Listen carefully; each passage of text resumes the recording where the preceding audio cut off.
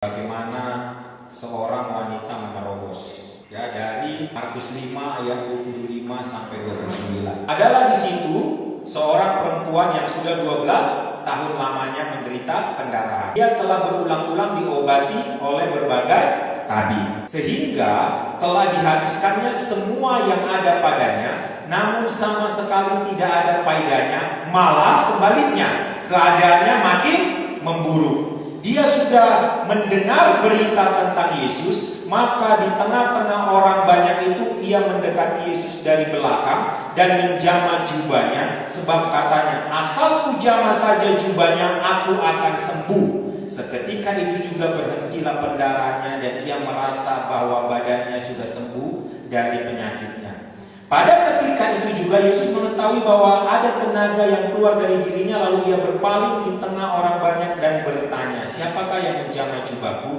Murid-muridnya menjawab, engkau melihat bagaimana orang-orang ini berdesak-desakan dekatmu, dan engkau bertanya, siapakah yang menjamah aku? Lalu ia memandang sekelilingnya untuk melihat siapakah yang telah melakukan hal itu. Perempuan itu yang menjadi takut dan gemetar ketika mengetahui apa yang telah terjadi atas dirinya, tampil dan tersungkur di depan Yesus dan dengan tulus memberitahukan segala sesuatu kepadanya.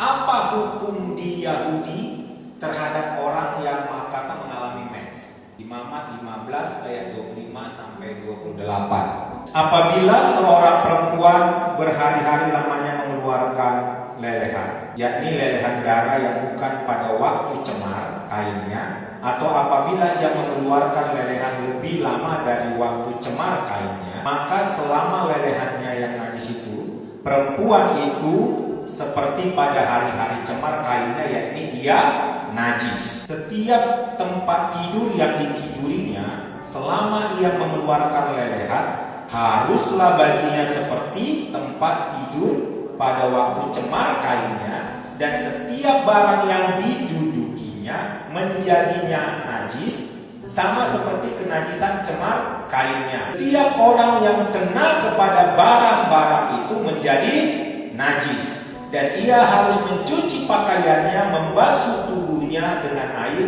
dan ia menjadi najis sampai matahari terbenam.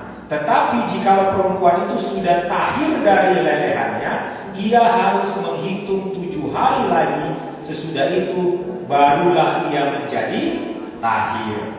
Ayat 31, begitulah kamu harus menghindarkan orang-orang Israel dari kenajisannya, supaya mereka jangan mati di dalam kenajisannya, bila mereka menajiskan kemah suciku yang ada di tengah-tengah mereka itu. Jadi perempuan ini tempat tidurnya, segala yang dia sentuh menjadi najis. Orang-orang yang menyentuh barang-barangnya pun menjadi najis.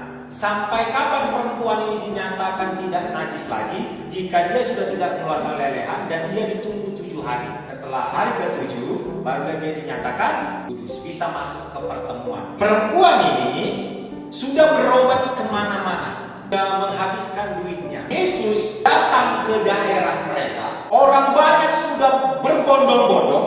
Ketika rombongan orang banyak ini datang, wanita ini ada di situ. Kondisi dia dengar bahwa Yesus adalah penyembuh, tapi Yesus adalah orang suci.